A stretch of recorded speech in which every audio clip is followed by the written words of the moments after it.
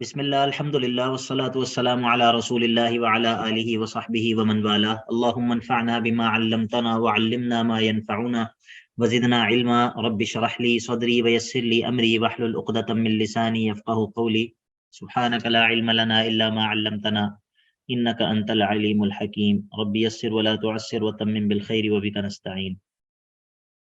ہماری بات چل رہی تھی اختلاف تنوع کے اندر کہ اختلاف تنوع کیا ہوتا ہے، اور اختلاف تنوع کے اندر ہم نے اختلاف تنوع کی ایک قسم جو ہے وہ اس کے بارے میں پڑھا تھا، اور وہ قسم کیا تھی؟ وہ یہ تھی کہ کسی چیز کے اندر ایک سے زیادہ صفات ہوں، کسی چیز کے اندر ایک سے زیادہ صفات ہوں اور مختلف لوگ اس چیز کو مختلف صفات کے ساتھ ڈیفائن کر دیں۔ اختلاف تنوع کی ایک صورت تو ہم نے یہ پڑھی تھی، ہے آپ لوگوں کے ذہن میں؟ جی سر ہے۔ ہاں، اب اختلاف تنوع کی بعض دیگر صورتیں جو ہے نا وہ مصنف ذکر کریں گے کہ اور کس طرح جو ہے وہ اختلاف تفسیر میں جو ہے وہ نظر آتا ہے، جو کہ حقیقتاً اختلاف نہیں ہوتا۔ الصنف الثانی، دوسری قسم، ان یذکر کل منہم من الاسم العام بعض انواعه على سبیل التمثیل وتنبیہ المستمع على النوع لا على سبیل الحد المطابق للمحدود في عمومه وخصوصه، مثل سائل اعجمی سأل عن مسمى لفظ الخبز فأری رغیفا وقیل له هذا فالاشارة الى نوع هذا لا الى هذا الرغیف وحده۔ دیکھیے، میں آپ سے یہ کہتا ہوں کہ آپ نے، میں مثال کے طور پہ میں آپ سے یہ پوچھتا ہوں کہ انسان کسے کہتے ہیں، انسان کسے کہتے ہیں، اور آپ سامنے نظر آنے والے کسی بھی انسان کی طرف اشارہ کر کے کہتے ہیں کہ جی انسان اسے کہتے ہیں، انسان اسے کہتے ہیں۔ اب انسان کی جو ڈیفینیشن ہے، کیا یہ شخص جو آپ نے ہمیں جس کی طرف اشارہ کیا ہے، کیا انسان کی ڈیفینیشن یہ شخص ہے؟ بتائیے۔ نہیں سر۔ یہ شخص تو انسان کی ڈیفینیشن نہیں ہے نا۔ اگر انسان کو ڈیفائن کیا جائے تو یہ شخص جو ہے، یہ انسان جو ہے وہ ایک معنی کلی ہے۔ معنی کلی یعنی کہ انسان جو ہے وہ ایک معنی سے مراد ایک ایسی چیز جو کہ ذہن میں ہوتی ہے، ایک ایسی چیز جو کہ ذہن میں ہوتی ہے، خارج میں اس کا کوئی وجود نہیں ہوتا، خارج میں اس کے افراد ہوتے ہیں۔ خارج سے مراد حقیقی زندگی میں۔ اب معنی کلی، اب اس کو کیسے سمجھاؤں میں اردو کے اندر، یا پھر آپ اس کو اس طرح سمجھیں کہ ایک سیٹ ہوتا ہے، سیٹ، آپ لوگوں نے جنہوں نے میتھس وغیرہ پڑھا ہے، ایک سیٹ ہوتا ہے اور اس سیٹ کے مختلف افراد ہوتے ہیں۔ اب انسان جو ہے، انسان یہ ایک سیٹ ہے، اور زید، عمر، بکر، عبداللہ، زریاب اور دانیال یہ سب اس سیٹ کے افراد ہیں۔ آپ نے کبھی باہر چلتا پھرتا انسان دیکھا ہے؟ انسان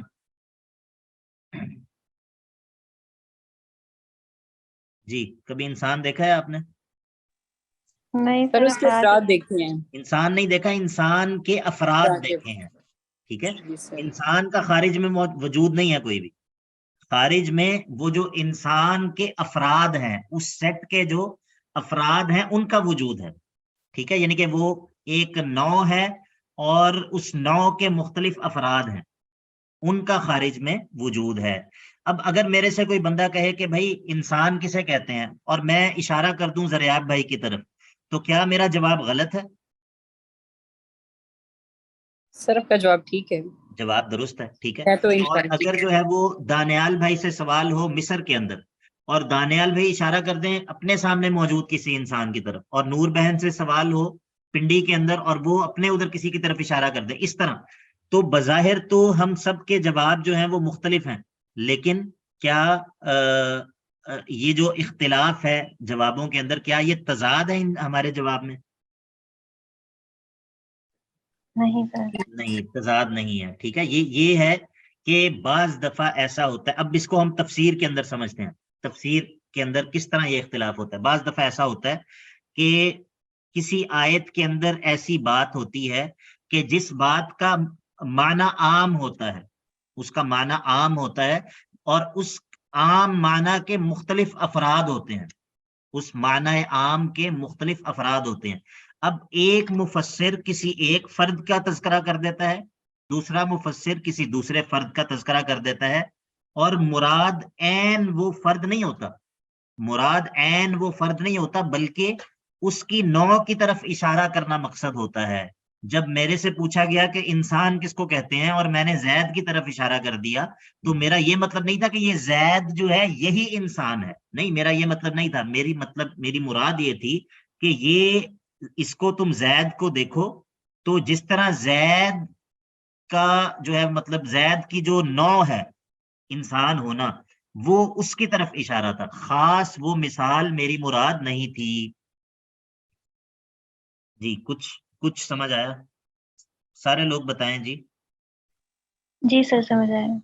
جی سر. سر لیکن اس کی جیسے آپ نے ہمیں وہ پچھلی دفعہ اس کی ڈیفینیشن لکھوا دی تھی نا، کسی ذات کے اندر مختلف صفات کا پایا جانا، جی تو اس کا ہم اس پوائنٹ کو کیا نوٹ کریں گے؟ اصل میں یہ جو پوائنٹ ہے نا، اس کو سمجھنے کے لیے تھوڑا سا ضروری ہے بندے نے منطق پڑھی ہو، کیونکہ یہ نوع، جنس اور فصل یہ چیزیں ہم پڑھتے ہیں منطق کے اندر. ٹھیک ہے، تو مطلب یہ کہ یہ ایک جنس ہے، اس جنس کے تحت جو ہے وہ انواع ہیں، انواع کے تحت جو ہے وہ افراد ہیں. اب یہ چیزیں جو ہے نا وہ ان کو سمجھانا تھوڑا سا مشکل ہے. سمجھانا مشکل اس لیے نہیں ہے کہ یہ کانسیپٹس مشکل ہے، نہیں، مشکل نہیں ہے، لیکن چونکہ مطلب آپ لوگوں کا جو ایک بیک گراؤنڈ ہے، تعلیمی بیک گراؤنڈ، وہ نہیں ہے جو کہ ایک پراپر ایک تعلیمی نظام کے اندر ایک بندے کا بیک گراؤنڈ ہوتا ہے. تو اس وجہ سے تھوڑا سا ان چیزوں کو سمجھانا تھوڑا سا ڈیفیکلٹ ہوتا ہے، لیکن اتنا بھی کوئی مشکل نہیں ہے. سر نہیں سر، ویسے میں کہہ رہی ہوں ایک پوائنٹ میں اگر ہم جیسے اس دن ہم نے اس کو ایکسپلین آپ نے کیا تھا، ہمیں بہت اچھا سمجھ آ گیا، لیکن ایک وہ جیسے ورڈ میں ہم نے لائن میں لکھا تھا کسی ذات کے اندر مختلف صفات پائی جاتی ہیں، تو وہ آپ یہ ایک لکھیں رہ نا، گیا، تو آپ اس کا بھی ایسا کہ آپ یہ لکھیں کہ کسی نوع کے کسی فرد کی طرف اشارہ کیا جائے، اور مراد وہ فرد نہ ہو بلکہ مراد وہ نوع ہو. ٹھیک ہے، مطلب کسی جی نوع سر. کے فرد کی طرف اشارہ کیا جائے، مثال کے طور پہ اشارہ یا تذکرہ ایک فرد کا کیا جائے اس نوع کے، لیکن مراد عین وہ فرد نہ ہو، بلکہ مراد یہ ہو کہ جس طرح اس نوع کا یہ ایک فرد ہے، تو یہ فرد مراد نہیں، بلکہ جس نوع سے یہ فرد ہے وہ نوع مراد ہے. باقی ابھی آگے دیکھیں، آگے یہ خود بھی مثال دیں گے. اب یہاں پر دیکھیں جو انہوں نے مثال ذکر کی ہے، حافظ صاحب فرماتے ہیں کہ جس طرح کوئی آجمی بندہ، آجمی سے مراد کوئی اجمی بندہ جو عربی نہیں جانتا، اگر وہ پوچھے آپ سے کہ خبز کسے کہتے ہیں، وہ آپ سے پوچھے کہ خبز کا مسمہ کیا ہے، تو اب آپ اس کو ایک روٹی دکھا دیں، فَأُرِيَ رَغِيفًا، اس کو روٹی دکھائی جائے گی اور اسے کہا جائے گا یہ ہوتا ہے خبز. تو یہاں پر مراد خاص یہ روٹی نہیں ہے، بلکہ جب وہ اس کو دیکھے گا تو وہ یہ سمجھ جائے گا اچھا روٹی کسے کہتے ہیں، مجھے سمجھ آ گئی. اب اسے جب کسی اور جگہ روٹی نظر آئے گی تو وہ پہچان لے گا کہ ہاں اس کو خبز کہتے ہیں. یہ دیکھیں، یہ حافظ ابن تیمیہ رحمہ اللہ نے یہ مثال دی. اچھا اب دیکھیں، اب قرآن مجید سے اس کی مثال ذکر کرنے لگے. مثال ذالک ما نقل، اب یہ قرآن پاک سے مثال دینے لگے ایسی چیز کی. ثم اورثنا الكتاب الذين اصطفينا من عبادنا فمنهم ظالم لنفسه ومنهم مقتصد ومنهم سابق بالخيرات. ثم اورثنا الكتاب، اور پھر ہم نے وارث بنا دیا کتاب کا، الذين اصطفينا من عبادنا، ان لوگوں کو جن کو ہم نے اپنے بندوں میں سے چن لیا تھا، ان کو ہم نے اپنی کتاب کا وارث بنا دیا. فمنهم ظالم لنفسه، پس بعض ان میں سے وہ ہیں، ان بندوں میں سے بعض وہ ہیں، ظالم لنفسه، اپنی جان پر ظلم کرنے والے.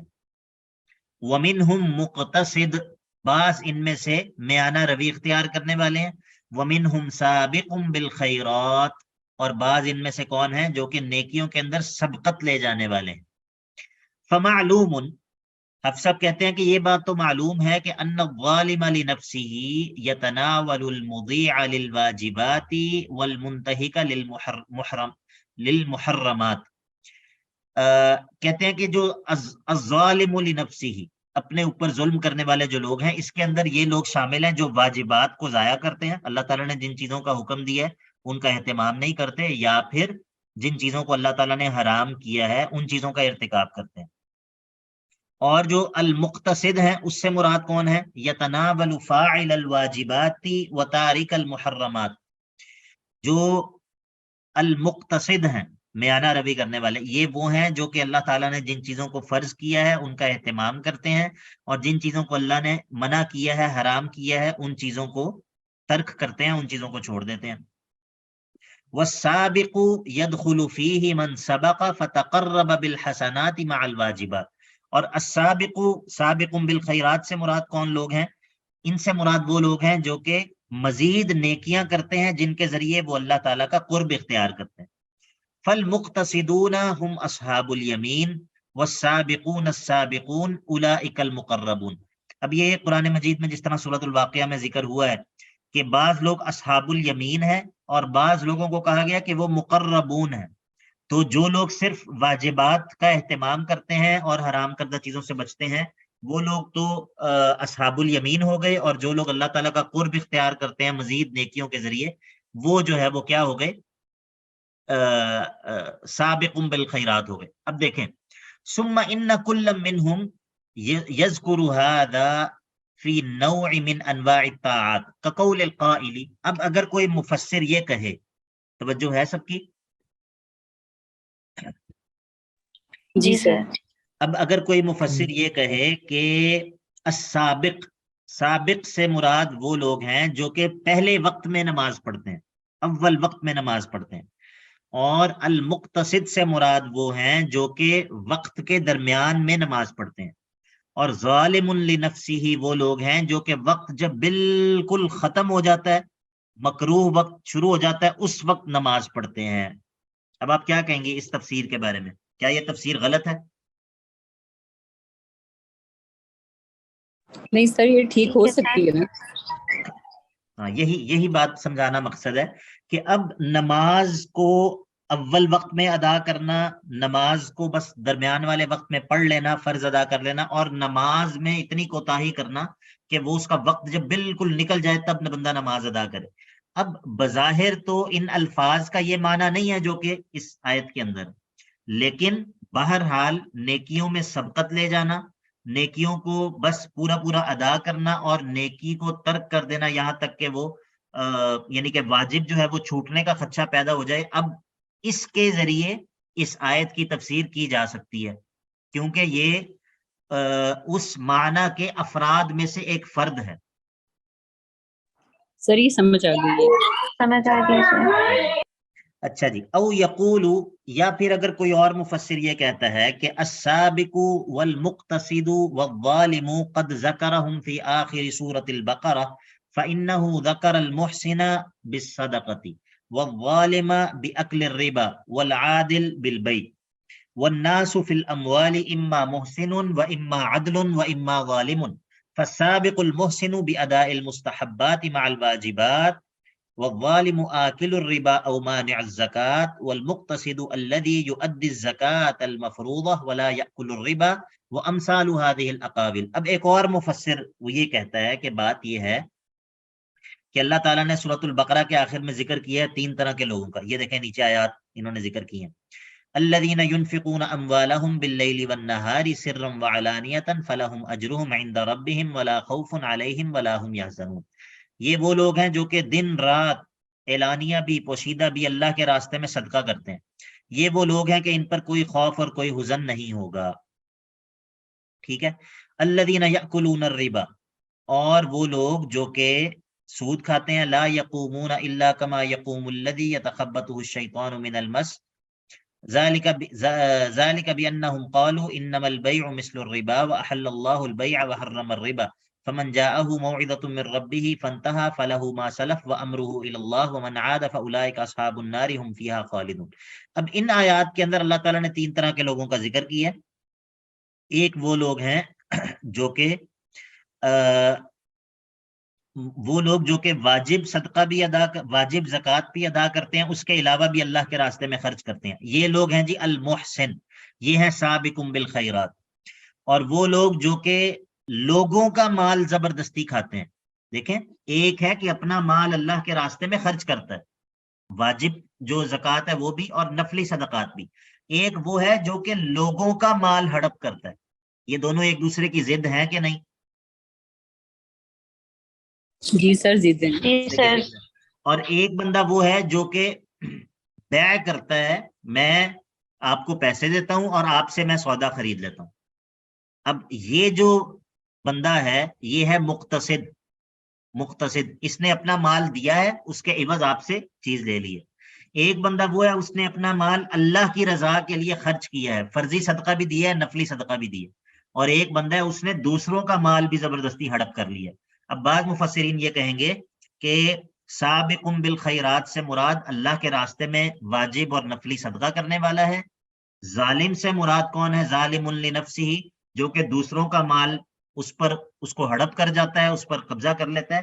اور مقتصد سے مراد وہ ہے کہ جو کہ حلال طریقے سے اپنا مال دیتا ہے اور دوسرے شخص سے کوئی چیز لے لیتا ہے. اب یہ اس تفسیر کی آپ کو سمجھ آئی؟ جی سر، سمجھ آئی. دیکھیں تو فَكُلُّ قَوْلٍ فِيهِ ذِكْرُ نَوْعٍ دَخَلَ فِي الْآيَةِ ذُكِرَ لِتَعْرِيفِ الْمُسْتَمِعِ بِتَنَاوُلِ الْآيَةِ لَهُ وَتَنْبِيهُهُ بِهِ عَلَى نَظِيرِهِ فَإِنَّ التَّعْرِيفَ بِالْمِثَالِ قَدْ يَسْهُلُ أَكْثَرَ مِنَ التَّعْرِيفِ بِالْحَدِّ الْمُطَابِقِ وَالْعَقْلُ السَّلِيمُ قَدْ يَتَفَطَّنُ لِلنَّوْعِ كَمَا يَتَفَطَّنُ إِذَا أُشِيرَ لَهُ إِلَى رَغِيفٍ فَقِيلَ لَهُ هَذَا هُوَ الْخُبْزُ. اب حافظ ابن تیمیہ رحمہ اللہ کہتے ہیں کہ دیکھو یہ جتنے بھی اقوال میں نے تمہارے سامنے ذکر کیے ہیں، ان سب اقوال کے اندر کیا ہوا ہے؟ اس آیت کے افراد میں سے کسی فرد کی طرف اشارہ کیا گیا ہے تاکہ اس فرد کے ذریعے اس آیت کے درست معنی کو پڑھنے والا سمجھ لے. اب ایک بندے نے کسی فرد کی طرف اشارہ کیا، ایک بندے نے اشارہ کیا نماز کو پہلے وقت میں پڑھنا، درمیانے وقت میں پڑھنا، نماز کو ضائع کر دینا. دوسرے بندے نے اشارہ کیا مال. اب یہ تمام چیزیں اس آیت کے معنی کے اندر شامل ہیں، اس کے معنی کے اندر یہ تمام چیزیں شامل ہیں، لیکن یہ اس کا ایک فرد ہے، یہ اس کا دوسرا فرد ہے. اب اگر ایک بندے نے ایک فرد کی طرف اشارہ کیا اور دوسرے نے دوسرے فرد کی طرف اشارہ کیا تو اس کو اختلاف تضاد نہیں کہا جا سکتا. یہ خلاصہ ہے پوری بات.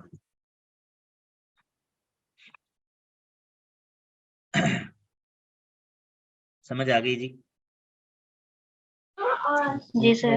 اچھا، اب اس کی ایک اور مثال ذکر ہوگی. اس کا ایک اور جو ہے نا ایک اور طرح کا اس کا وہ ذکر ہوگا کہ بعض دفعہ اختلاف اور کس نوعیت کا ہوتا ہے. وہ یہ ہے کہ اگر آپ تفاسیر دیکھیں گے نا تو اس کے اندر آپ بعض دفعہ یہ دیکھیں گے کہ کسی آیت کے بارے میں کوئی صحابی یا کوئی تابعی کہتے ہیں کہ یہ آیت فلاں کے بارے میں نازل ہوئی ہے، یہ آیت فلاں کے بارے میں نازل ہوئی ہے، یا اس آیت کا جو نازل ہونے کا مقصد ہے وہ فلاں ہے، فلاں واقعہ ہے یا فلاں شخص ہے. جبکہ کوئی دوسرا بندہ کہے گا کہ نہیں، بلکہ دوسرا بندہ کسی اور چیز کی طرف اس آیت کی نسبت کر رہا ہوگا. نزل فی کذا، نزل فی کذا. اب ایک بندہ یہ کہہ رہا ہے کہ یہ آیت فلاں کے بارے میں نازل ہوئی ہے، دوسرا کہہ رہا ہے نہیں یہ آیت فلاں کے بارے میں نازل ہوئی ہے. تو بعض دفعہ ایسا ہوتا ہے کہ یہ اختلاف بھی اختلاف تضاد نہیں ہوتا، یہ اختلاف بھی اختلاف تضاد نہیں ہوتا. اب اس کی طرف اشارہ کریں گے. وقد يجيء كثيرا من هذا الباب قولهم هذه الآية نزلت في كذا لا سيما إن كان المذكور شخصا كأسباب النزول المذكورة في التفسير كقولهم إن آية الظهار نزلت في امرأة ثابت بن قيس بن الشماس. آیت الظہار، زہار کا پتہ ہے آپ لوگوں کو؟ جی سر. تو سب لوگوں کو پتہ ہے زہار؟ جی سر. ہاں، تو آیت زہار. اب بعض لوگ اگر یہ کہیں کہ جو زہار والی آیات ہیں وہ اتری ہیں جی ثابت بن قیس بن شماس، یہاں پر مجھے لگتا ہے غلطی ہے، ہاں یہ اوس بن سامت ہونا چاہیے یہاں پر. بہرحال چلیں، یہ اصل میں یہ جو مقدمہ ہے نا، مقدمہ فی التفسیر حافظ ابن تیمیہ رحمہ اللہ کا، یہ حافظ صاحب نے زبانی لکھوایا ہے. زبانی. تو اس کے اندر کچھ اخطاء ہیں.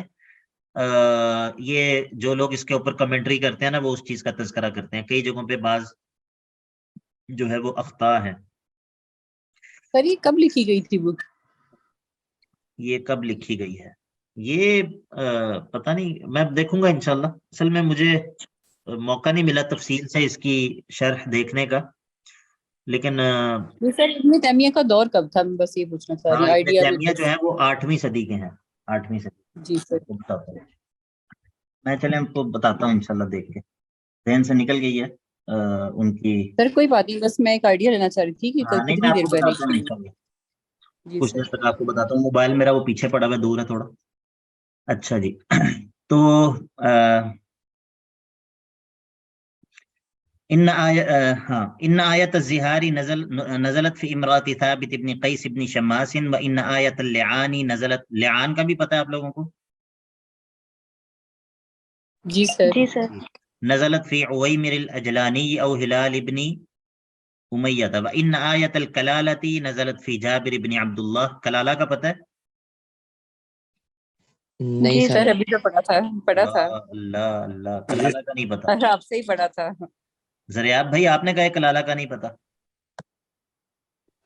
سر سوری, لیکن بالکل ذہن سے نکلا ہوا لفظ پڑھا ہوگا. ماشاء اللہ ماشاء اللہ. جی نور ہیرا, آپ کو یاد ہے کلالہ کیا ہوتا ہے؟ جی سر. یاد ہے. یہ بڑے افسوس کی بات ہے, سورہ نساء پڑھی ہے ابھی ہم نے اور کلالہ بھول گئے. زیادہ دیر تو نہیں ہوئی سورۃ النساء پڑھے ہوئے بھی. سورۃ النساء اور مائدہ ہم نے پچھلے سیمسٹر میں پڑھی ہے. یہ اس میں آپ دیکھیں گے نا سورۃ النساء کی وراثت والی آیات دیکھیں یا پھر سورۃ النساء کی آخری آیت دیکھیں, وہاں پر آپ کو مل جائے گا کلالہ کیا ہوتا ہے. ٹھیک ہے, یہ وراثت کے ساتھ اس کا تعلق ہے. وہ میت جس کا نہ باپ ہو نہ اولاد ہو, من لا ولد له ولا والد له, وہ کلالہ ہوتا ہے.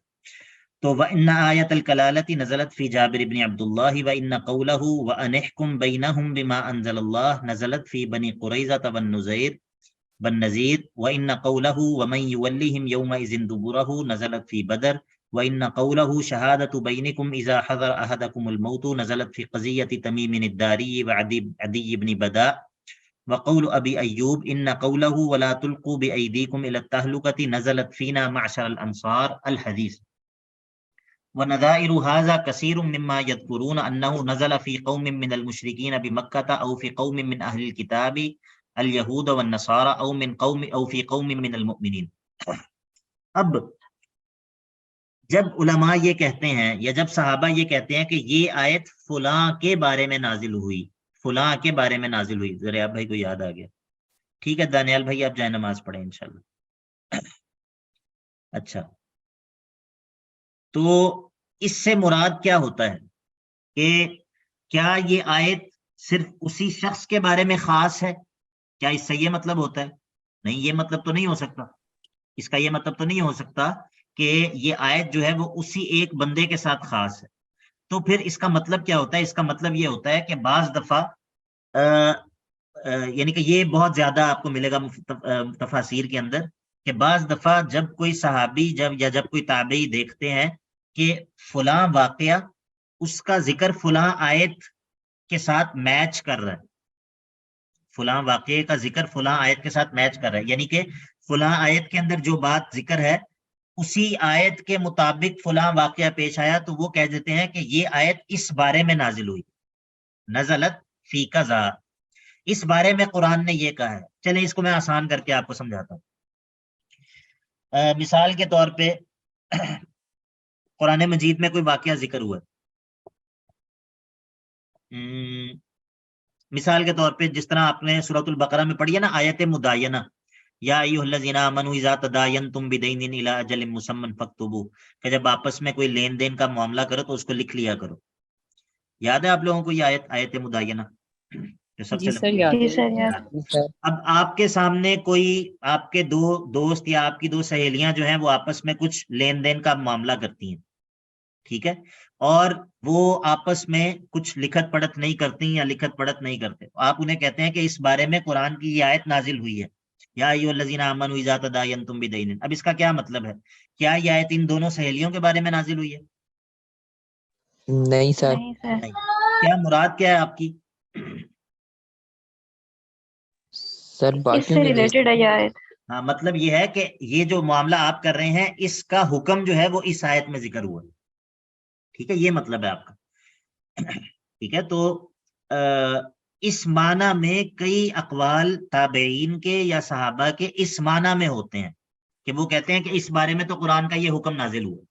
اب بعض لوگ یہ سمجھ لیتے ہیں کہ شاید اس آیت کا شان نزول یہ واقعہ ہے کہ یہ واقعہ پیش آیا تو پھر اس واقعے کے بارے میں اللہ تعالیٰ نے یہ آیات نازل کی. حالانکہ ایسا نہیں ہوتا، حالانکہ ایسا نہیں ہوتا.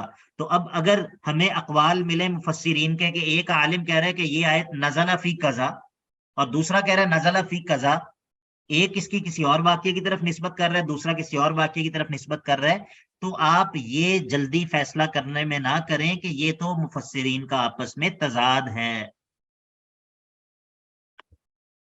بات سمجھ آ گئی آپ لوگوں کو؟ جی سر. ہاں جی سر بات سمجھ آ گئی. اچھا جی.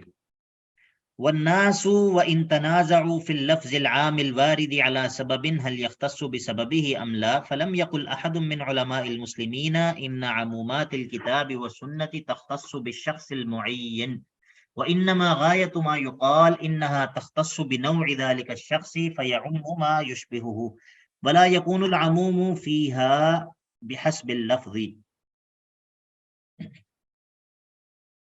والآية التي لها سبب معين إن كانت أمرا أو نهيا فهي متناولة لذلك الشخص ولغيره ممن كان بمنزلته وإن كانت خبرا بمدح أو ذم فهي متناولة لذلك الشخص وغيره ممن كان بمنزلته.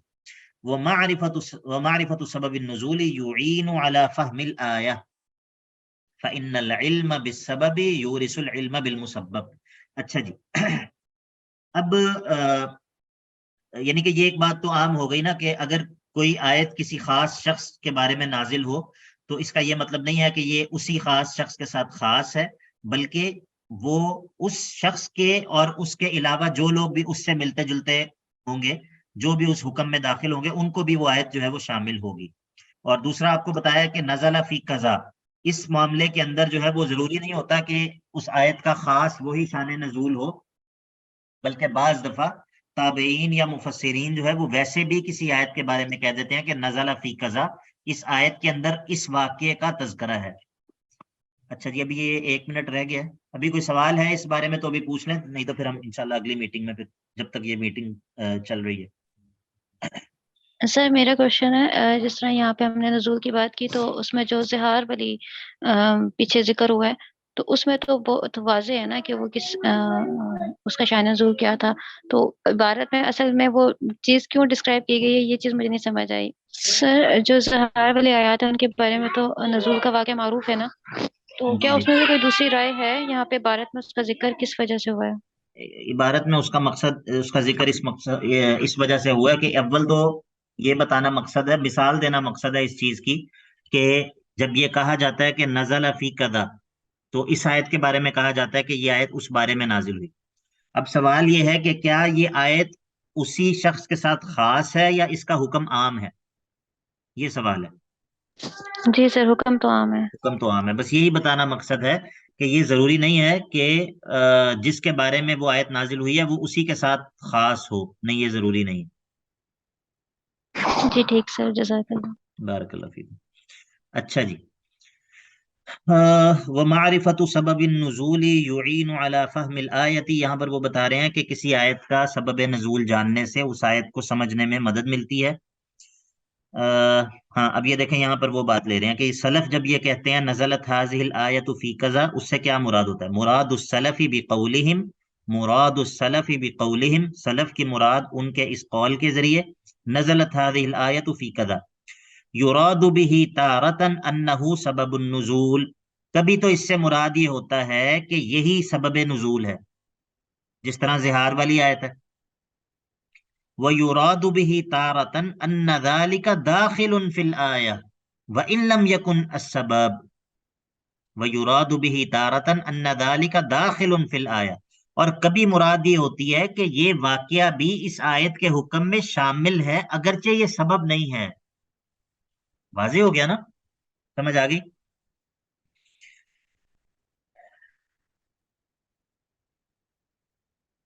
जी समझ आ गई। जी सर। अच्छा जी। अच्छा जी, अब ये एक और चीज का जिक्र करेंगे कि जब कोई सहाबी ये कहे कि नज़लत हाज़िहिल आयतु फी कज़ा, तो क्या अब हम उसको मरफू के हुक्म में लेते हैं या नहीं लेते? मरफू के हुक्म में, यानी कि क्या हम इसे मरफू हदीस समझेंगे कि जिसकी निस्बत अल्लाह के नबी सल्लल्लाहु अलैहि वसल्लम की तरफ हो रही हो या नहीं? तो वक़द तनाज़अल उलमाउ फी क़ौल साहिबी नज़लत हाज़िहिल आयतु फी कज़ा, उलमा का इस बारे में इख्तिलाफ है कि जब कोई सहाबी ये कहे कि नज़लत हाज़िहिल आयतु फी कज़ा, ये आयत फलां बारे में नाजिल हुई है, क्या इसको हम हल यजरी मजरल मुस्नद, क्या इसको हम मरफू हदीस समझेंगे? कमा यज़कुरु सबब अल्लज़ी उनज़िलत लिअजलिही औ यजरी मजरत तफसीर मिन्हु अल्लज़ी लैसा बिमुस्नद। अब अगर कोई सहाबी ये कहता है कि ये आयत नज़लत फी कज़ा, ये फलां बारे में नाजिल हुई है, तो हम इसको मरफू हदीस का दर्जा देंगे या हम इसको उस सहाबी की तफसीर समझेंगे? तो अब इसमें उलमा का इख्तिलाफ है। फल बुखारी युदखिलुहु फिल मुस्नद व गैरुहु ला युदखिलुहु फिल मुस्नद व अक्सरुल मसानीद अला हादल इस्तिलाह का मुस्नद अहमद व गैरिही बिखिलाफ मा इदा ज़करा सबबन नज़लत अक़िबहु फ़इन्नहुम कुल्लुहुम युदखिलून मिस्ल हादा फिल मुस्नद। अब इमाम बुखारी अपनी किताब के अंदर अपनी सही बुखारी के अंदर जो किताब तफसीर है उसमें सहाबी अगर ये कहे नज़लत फी कज़ा, तो उसको मरफू हदीस का दर्जा देते हैं, मरफू हदीस का दर्जा देते हैं और उस वाक़ये को इस आयत के लिए सबब नज़ूल करार देते हैं। लेकिन अक्सर उलमा जो हैं इमाम बुखारी के अलावा वो इस तरह नहीं करते, वो उसको उस सहाबी की तफसीर करार देते हैं। अलबत्ता अगर कोई सहाबी वजाहत के साथ ये कह दे कि इस वाक़ये के बाद ये आयात जो है वो नाजिल हुई, तो इसमें फिर कोई इख्तिलाफ नहीं है कि इसको जो है वो मरफू हदीस का दर्जा दिया जाता है। वइज़ा उरिफ़ हाज़ा फ़क़ौलु अहदिहिम नज़लत फ़ी कज़ा ला युनाफ़ी क़ौलल आख़र नज़लत फ़ी कज़ा। अब ये उन्होंने वो बात की है जो पहले मैं आपको बता चुका हूं कि जब आपने इस बात को जान लिया तो किसी एक मुफस्सिर का ये कहना कि नज़लत फ़ी कज़ा ला युनाफ़ी, ये मुनाफी नहीं है क़ौल अल आखिर, किसी दूसरे मुफस्सिर के ये कहने के कि नज़लत फ़ी कज़ा। एक मुफस्सिर कह रहा है कि ये इस बारे में नाजिल हुई है, दूसरा कह रहा है इस बारे में नाजिल हुई है, तो बज़ाहिर तो इन दोनों के कौल मुख्तलिफ हैं, लेकिन इनके कौल, इनके अक़वाल का आपस में तज़ाद नहीं है। वइज़ा ज़करा अहदुहुम लहा सबबन नुज़िलत लिअजलिही व ज़करा अल आखरु सबबन फ़क़द युमकिनु सिद्क़ुहुमा। अच्छा, अब अगर दो मुफस्सिर अलग अलग सबब जिक्र करते हैं, एक कहता है नहीं ये इस वजह से नाजिल हुई है, दूसरा कहता है नहीं ये इस वजह से नाजिल हुई है, तो मुमकिन है कि दोनों दुरुस्त हों। किस तरह? इस तरह के बि अन तकूना नज़लत अक़िब तिलकल असबाब, मुमकिन है कि इन दोनों वाक़यात के बाद ये आयत नाजिल हुई हो। वो वाक़या, एक वाक़या हुआ, फिर दूसरा वाक़या हुआ, उसके बाद ये आयत नाजिल हुई। अब एक बंदा पहले वाक़ये का नाम ले रहा है कि उसके बाद ये आयत नाजिल हुई, दूसरा बंदा दूसरे वाक़ये का नाम ले रहा है कि उसके बाद नाजिल हुई, तो क्या दोनों की बात में कोई एक बात दुरुस्त है या दोनों बातें दुरुस्त हैं?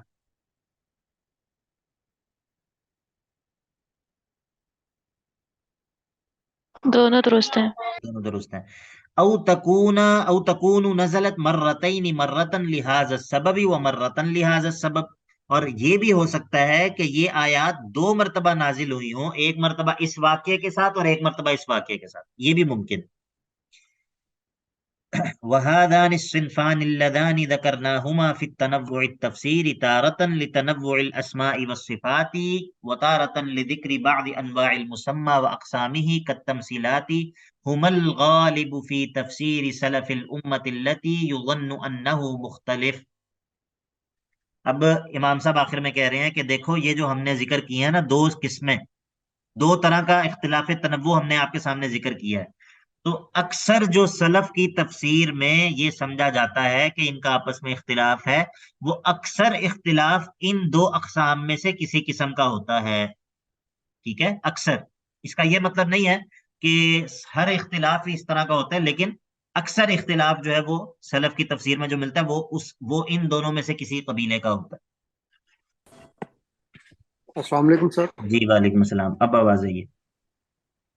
अच्छा, سر یہ ہم فیصلہ کیسے کریں گے کہ کسی بھی واقعے کو محض اس واقعے کی حد تک رکھنا ہے یا اس کو جنرلائز کرنا ہے؟ مثال کے طور پر جیسے بالغ کی رضاعت کا معاملہ ہے، جی اس کو بعض علماء جو ہے وہ صرف اس واقعے کی حد تک محدود کر دیتے ہیں جس میں وہ ضرورت کے تحت ہاں گھر کے اندر رکھنے کی اجازت دی ہاں جی ملازم کو کہ جی اس سے جی بار بار نہیں کیا جا سکتا، ہاں جی اور بعض کہتے ہیں کہ صرف اور صرف وہ اس ان اس کی حد تک، واقعے کی حد تک یہ ہے، آپ اس کو جنرلائز نہیں کر سکتے۔ تو جی جی فیصلہ کیسے کریں گے کہ یہ جنرل معاملہ جنرلائز کرنا ہے یا نہیں کرنا؟ جی جی اصل میں دیکھیں بات یہ ہے کہ اب علماء کے اس مسئلے میں، جس مسئلے کا آپ نے حوالہ دیا، علماء کی اس میں دو آراء ہیں۔ اور کب سے دو آراء ہیں؟ کب سے ہیں دو آراء اس مسئلے میں؟ جی حماد بھائی، سر اس کا مجھے نہیں خود اندازہ صحابہ نہیں کے ہے۔ دور میں، خود صحابہ کے دور سے اس مسئلے میں دو آراء ہیں۔ خود صحابہ کے دور سے، یعنی کہ سیدہ عائشہ اس بات کی قائل تھیں، رضاعت کبیر کی وہ قائل تھیں سیدہ عائشہ، اور اس پر عمل بھی کروایا انہوں نے۔ بعض اپنے ان کے خاندان میں بعض ضرورت پیش آئی تو انہوں نے اس پر عمل کروایا، اور باقی صحابہ وہ اس بات کو تسلیم نہیں کرتے تھے۔ تو اختلاف ہے نا اس میں، جی سر۔ ٹھیک ہے؟ تو اس کا مطلب یہ ہے کہ اب یہ ایک ایسا مسئلہ ہے، اب اگر اس میں امت کے علماء میں سے بعض علماء کہیں کہ بھائی یہ مسئلہ عام ہے، یہ مسئلہ جو ہے وہ ضرورت کے تحت اس پر عمل کیا جا سکتا ہے، اور ظاہر ہے کہ اس میں اس کے عمل کرنے کی وہ صورت نہیں ہوتی جو بظاہر فوراً ذہن میں آتی ہے، وہ براہ راست نہیں ہوتی ہے رضاعت، بلکہ یہ واسطے سے ہوتی ہے کہ وہ جو ہے وہ کسی آلے کے ذریعے، اب بھی ملتے ہیں اس طرح کے آلات، وہ دودھ جو ہے وہ دے دیتے ہیں ان کو نکال کر، اور وہ جو ہے وہ اس کو پی لیتے ہیں۔ تو ابھی بھی اس چیز کے اوپر، بلکہ میں آپ کو ایک بات بتاتا ہوں، ہمارے ایک جاننے والے عالم ہیں فیصل آباد کے اندر، بزرگ ہیں، تو ان کی بیٹیاں ہی بیٹیاں تھیں، تو ان کو بڑا جو ہے وہ مسئلہ ہوتا تھا ان کو لینے جانا چھوڑنے جانا، تو انہوں نے، ان کے بعض رشتہ دار تھے، انہوں نے ان کے ساتھ اس طرح کا معاملہ کیا کہ جس سے جو ہے وہ ان کے رضائی وہ بھائی بن گئے، اور وہ انہوں نے اس کی جو ہے وہ رخصت پر عمل کیا، یعنی کہ یہ اختلاف ایک ویلڈ اختلاف ہے، یہ ویلڈ اختلاف ہے۔ یا پھر اس طرح اور بھی مسائل ہیں کئی، ابھی ایک میرے ذہن میں مثال آ رہی تھی کسی اور بھی مسئلے کی، وہ بھی ذہن سے نکل گیا کہ جس میں جو ہے وہ یہ، ہاں مثال آ گئی ذہن میں، وہ یہ ہے کہ اللہ کے نبی صلی اللہ علیہ وسلم نے سیدہ عائشہ کو مسجد عائشہ سے عمرہ کرنے کا کہا، مسجد عائشہ سے، مکہ میں جو ہے، تو آپ کو پتہ ہے آج بھی لوگ مسجد عائشہ سے عمرہ کرتے ہیں۔ جی حماد بھائی، آپ کے جی جی سر۔ سر۔ مسجد عائشہ سے لوگ عمرہ کرتے ہیں، لیکن آپ کو یہ بھی پتا ہوگا کہ بہت سارے علماء کہتے ہیں کہ نہیں، اس کی اجازت نہیں ہے، جی ہاں سر۔ ٹھیک ہے؟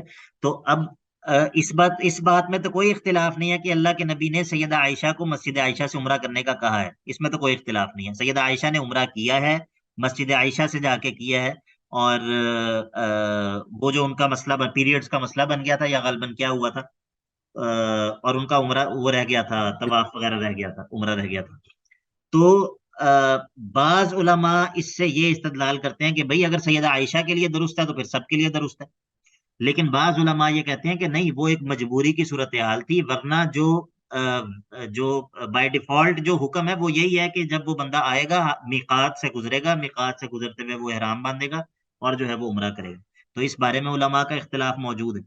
تو بات یہ ہے کہ اس بارے میں ایک عام بندے کو فیصلہ کرنے کی ضرورت ہی نہیں پڑتی، ایک عام بندے کو اس مسئلے میں فیصلہ کرنے کی ضرورت نہیں پڑتی، کیوں؟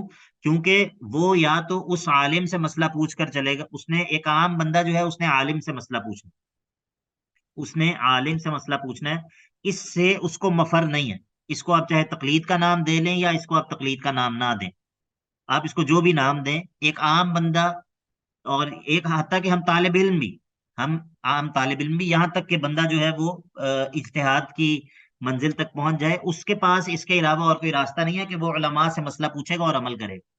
تو پھر جو علماء ہیں وہ کسی ایک رائے کو اختیار کرتے ہیں جس طرف ان کو ایسا محسوس ہوتا ہے کہ اس رائے کے جو دلائل ہیں وہ زیادہ قوی ہیں، وہ اس رائے کو اختیار کر لیتے ہیں، ٹھیک ہے.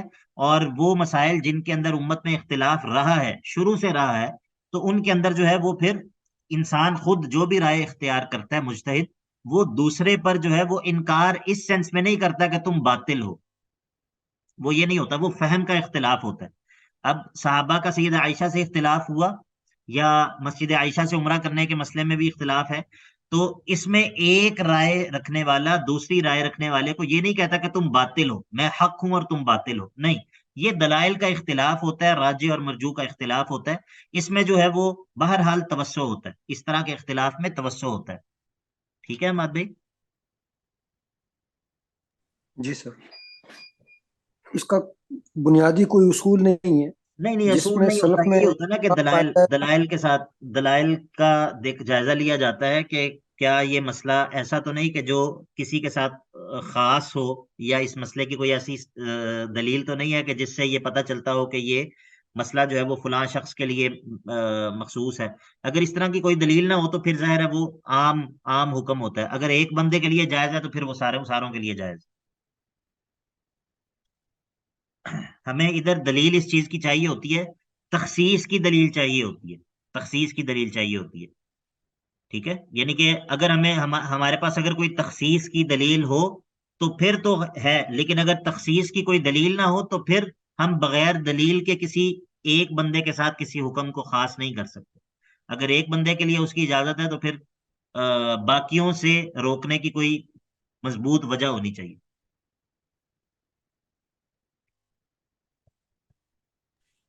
سر لیکن جیسے مسجد عائشہ سے عمرہ کرنے کا معاملے میں دلائل تو دونوں سائڈ پر ہی ہوتے ہیں مضبوط. نہیں، وہ میں اور آپ کہہ رہے ہیں نا کہ مضبوط ہوتے ہیں، بظاہر ہمارے لیے وہ دلائل مضبوط ہی ہوتے ہیں، لیکن جب کوئی مجتہد ان دلائل کو دیکھتا ہے تو پھر اس کی نگاہ جو ہے وہ اور ہوتی ہے، اس کی نگاہ اور ہوتی ہے، اس کے سامنے بہت ساری چیزیں ہوتی ہیں، وہ شریعت کا مزاج بھی اس کے سامنے ہوتا ہے، اس کے سامنے شریعت کے دوسرے دلائل بھی ہوتے ہیں، اس کے سامنے مقاصد شریعت بھی ہوتے ہیں. وہ ان سب چیزوں کے ساتھ پھر کسی ایک طرف مائل ہوتا ہے، کسی ایک فریق کی طرف اس کا میلان ہوتا ہے، پھر وہ اس کے حق میں جو ہے نا وہ فیصلہ کرتا ہے. تو اکثر جو ہمیں لگ رہا ہوتا ہے نا کہ دونوں مطلب اگر میرے سامنے دلائل آئیں گے نا دو مسائل کے، تو میرے لیے فیصلہ کرنا مشکل ہو جائے گا کہ یار یہ دلائل تو یہ بھی ہیں، دلائل تو یہ بھی ہیں، لیکن جس قدر میں علم میں زیادہ ہوں گا اس قدر میرے لیے ترجیح دینا آسان ہوگا. جس قدر میں علم میں زیادہ ہوں گا اس قدر میں، اور اصل علم یہ ہوتا ہے، یہ بات شاید میں نے پہلے بھی آپ سے کی ہو، آپ لوگوں سے، کہ اصل علم یہ نہیں ہوتا کہ حلال کو حرام سے پہچان لینا یا حرام کو حلال سے پہچان لینا، یہ اصل علم نہیں ہوتا. اصل علم یہ ہوتا ہے کہ اگر دو چیزیں شریعت کا مطلوب ہیں تو انسان ان میں بندہ جو ہے وہ مراتب کا فرق دیکھ سکے. اصل علم یہ ہوتا ہے کہ دو دلائل ہیں، انسان ان دلائل میں موازنہ کر سکے. ٹھیک ہے، تو اصل فقاہت اور اصل علم یہ ہوتا ہے. تو اسی کی بنیاد پہ پھر مطلب اب دیکھیں ہمارا جو مثال کے طور پہ شریعت کے اندر، فقہ کے اندر ہمارے جتنے بھی مذاہب ہیں، فقہی اختلاف جتنے بھی ہیں، اس میں ایک بھی مسئلہ ایسا نہیں ہے، ایک بھی مسئلہ ایسا نہیں ہے کہ جس کا قائل کوئی امام ہو اور وہ قول ایسا ہو کہ جس کی کوئی دلیل نہ ہو. اچھا، تو لیکن اگر اس سے کیا لازم آتا ہے کہ پھر تمام جو پوزیشنز ہیں فقہی پوزیشن وہ ساری کی ساری ویلڈ ہیں، وہ ساری کی ساری درست ہیں؟ نہیں. اگرچہ آپ کسی پوزیشن سے اختلاف کریں گے لیکن اس کا یہ مطلب نہیں ہے کہ اس قول کے قائل کے پاس اس پر کوئی دلیل نہیں ہے. دلائل موجود ہوتے ہیں لیکن اس کے باوجود اختلاف ہوتا ہے. اختلاف پھر کیوں ہوتا ہے؟ کیونکہ کسی دوسری پوزیشن کو اختیار کرنے والا جو ہے وہ اس دوسری پوزیشن کو اختیار کرنے والے کے دلائل سے متفق نہیں ہو پاتا. وہ کہتا ہے کہ ٹھیک ہے اس نے یہ دلائل دی ہیں لیکن میری نظر میں یہ دلائل زیادہ مضبوط ہیں، میری نظر میں اس شخص نے جو دلائل پیش کی ہیں اس سے استدلال جو ہے وہ درست نہیں ہے. ٹھیک ہے، تو یہ اس وجہ سے اگرچہ دلائل دونوں طرف ہوتے ہیں لیکن وہ دلائل کے فہم میں اختلاف ہوتا ہے. پر یہ بات اور طرف نکل گئی ہے، امید ہے کہ بات کچھ نہ کچھ سمجھ آ گئی ہوگی. جی سر. جی سر. جی حماد بھائی. کسی اور کا کوئی سوال ہے؟ ٹائم ہمارا ختم ہو گیا، میں بھی بول بول کے تھک گیا ہوں.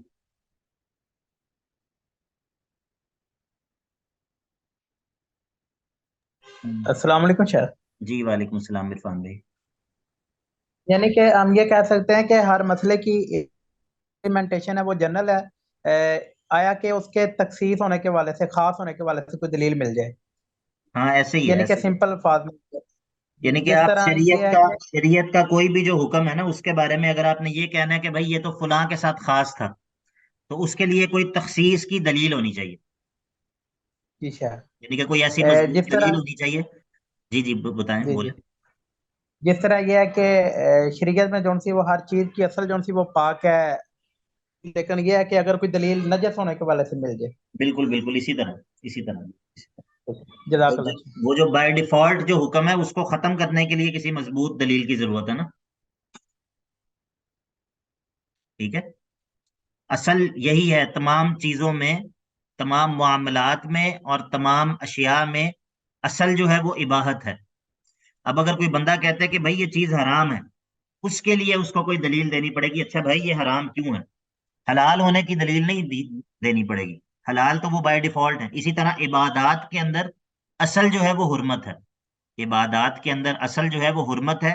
اگر کوئی بندہ کہتا ہے کہ بھائی یہ عبادت ہے، تو ہم کہیں گے نہیں، ہم تب مانیں گے جب آپ اس کی دلیل دیں گے کہ یہ عبادت. اور عبادات کے علاوہ جو باقی چیزیں ہیں، معقولات ہیں، مشروبات ہیں، کھانے پینے کی چیزیں، پہننے کی چیزیں، استعمال کرنے کی چیزیں، زمین کے اندر جو کچھ ہے، اس کے اندر اصل جو ہے وہ یہ ہے کہ وہ حلال ہے جب تک حرمت کی کوئی دلیل نہ آ جائے. یہ بہت بڑا قاعدہ ہے. ٹھیک ہے. معاملات کے اندر، رسم و رواج کے اندر، اور یعنی کہ یہ ہر چیز کے اندر جو اصل ہے وہ یہ ہے کہ ہر چیز حلال ہے سوائے اس کے کہ جس کی حرمت کے اوپر کوئی دلیل ہو. اور عبادات کے اندر اصل یہ ہے کہ حرمت ہے سوائے اس عبادت کے کہ جس کو کرنے کی کوئی دلیل ہو. یہ قاعدہ آپ نے سنا ہے پہلے؟ جی سر. جی شیخ. باقی لوگوں نے بھی سنا؟ جی سر. جی سر. تو اس سے پھر ایک سوال یہ پیدا ہوتا ہے کہ یہ شادی بیاہ پر جو رسمیں ہوتی ہیں، بعض لوگ کہتے ہیں کہ یہ حرام ہے رسمیں، تو یہ بات درست ہے پھر؟ سر وہ کہتے ہیں کہ اور اگر بے ہندو حیائی نہ ہو نہیں، وہ تو بے حیائی عرف تو بھی تو حرام ہے ہے. نا بے حیائی کی حرمت پہ تو کوئی جی اختلاف سر، نہیں. لیکن عرف میں بھی ہے نا جو چیزیں آپ کے ہاں چلتی ہیں آپ وہ کر سکتے ہیں. جیسے ہم نے فقہ میں پڑھا تھا کہ ایک عرف بھی ہوتا ہے کہ جو آپ کے سوشل سیٹ اپ میں چیزیں ہوتی ہیں وہ الاؤ ہیں. یہ ہمارے وہاں بعض لوگ جب ان کو دینداری کا بخار ہوتا ہے تو پھر وہ ہر چیز کو حرام قرار دے دیتے ہیں. ٹھیک ہے. تو یہ طریقہ بھی ٹھیک نہیں ہے. تو یعنی کہ اگر کسی رسم کے اندر یا اگر کسی علاقائی کوئی رواج ہے اس کے اندر کوئی ایسی چیز نہ ہو جو کہ شریعت کے مخالف ہو، تو اس میں کوئی حرج نہیں ہے، اس میں کوئی حرج نہیں ہے. ٹھیک ہے. اسی طرح لباس، بعض لوگ کہتے ہیں کہ پینٹ شرٹ حرام ہے، یا دوسرے بعض لباس، کوئی بھی لباس ہو اگر وہ شریعت کی مخالفت اس میں نہیں پائی جا رہی. مثلا اگر کوئی بندہ جو ہے وہ جس طرح وہ ہندوؤں کے وہ پہنتے ہیں بخشو، وہ لباس پہنتے ہیں اورنج کلر کا، اگر کوئی بندہ اس طرح کا لباس پہن لے تو ہم کہیں گے بھائی اس میں ہندوؤں کے جو بڑے مذہبی پیشوا ہیں ان کی مشابہت ہے، تو یہ لباس درست نہیں ہے. اگر کوئی بندہ ایسا لباس پہن لیتا ہے جس سے اس کا جسم واضح ہو رہا ہے، ہم کہیں گے بھائی یہ لباس تمہارا درست نہیں ہے. لیکن اگر کوئی بندہ کوئی بھی دنیا کا لباس پہن لے اور اس کے اندر کوئی شرعی معذور موجود نہ ہو، شرعی کوئی مخالفت موجود نہ ہو، تو وہ لباس حلال ہے، جائز ہے بالکل. ٹھیک ہے. تو یہ شریعت کا تبسم ہے، یہ شریعت کی خوبصورتی ہے. ٹھیک ہے جی، اجازت ہے. جی سر. ٹھیک ہے جی، بارک اللہ فیک. سر یہ جی ہم کیا السلام علیکم. جی جی بولیں. سر کیا یہ ساری بحث ہے، یہ سارے معاملے سے ہم یہ سمجھیں کیونکہ مسجد عائشہ سے تخصیص کی کوئی دلیل نہیں ملتی تو عمرہ ٹھیک ہے؟ یہ ایک اچھا سوال ہے، اور میں تو اس بارے میں کسی نتیجے پر نہیں پہنچا ابھی تک، اور واللہ عالم. لیکن اکثر علماء یہی کہتے ہیں کہ وہ سیدہ عائشہ کے ساتھ خاص تھا. اس کا ایک قرینہ یہ ہے کہ صحابہ نے بھی کبھی معمول نہیں بنایا مسجد عائشہ سے عمرہ کرنے کا، حالانکہ وہ جانتے تھے. لیکن ایک سوال پیدا ہوتا ہے کہ پھر انہوں نے کیوں نہیں ادھر سے وہ احرام کر کر کے عمرہ کیوں نہیں کرتے تھے؟ کیا خیال ہے آپ کا؟ سوال ویلڈ ہے یا جی نہیں؟ سر، جی سر، یہی سوال میرے ذہن میں ابھی آ رہا تھا. مطلب اس کا مطلب تو یہ ہے کہ وہ لوگ یہی سمجھتے تھے کہ یہ ایک استثنائی صورت تھی، یہ کوئی ایسا معمول کا وہ نہیں تھا کہ جس کے لیے ہم اسی کو ایک طریقہ بنا رہے ہیں.